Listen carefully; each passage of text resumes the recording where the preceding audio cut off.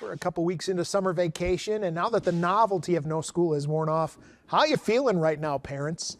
Joining us with a little advice to transition the kiddos from the routine of school to the carefree summer vacation months is Dr. Brian Weiland from the Behavioral Health Clinic. Thanks for coming in, Doc. Thanks for having me, Jeff.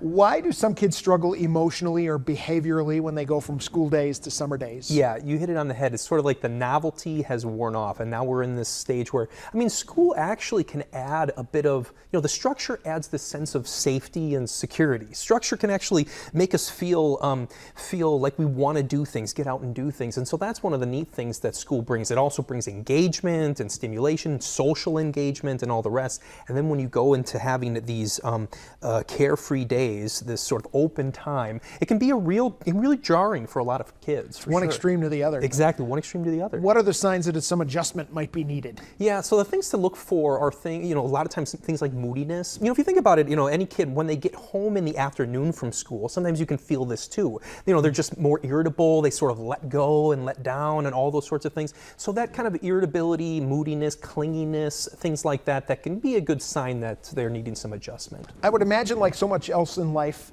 parents can create a summer routine that doesn't turn into a rigid schedule, but gives some sort of guidance. It's to about the kid. balance, Yeah. isn't it? Do you like to dance, Jeff? I am an awesome dancer. Okay. When I think about summer, I think about like a song. Having some sort of rhythm to it is important. You don't want to structure the entire song, and so what helps a person be able to dance to a song is being able to feel the beats. You need these anchor points, and I think that's the biggest advice that I would give is that if you don't have to structure every 20 minutes, but for example, what's the morning routine? Maybe before lunch we like to be active. After lunch, maybe we do some reading and some craft something. So it doesn't have to be completely structured, but some kind of rhythm, a sense of rhythm to the day or the week is going to be the important piece. And I really can't lie to a psychologist. I'm not a good dancer. I can see it. I can see it in your polka. eyes. No.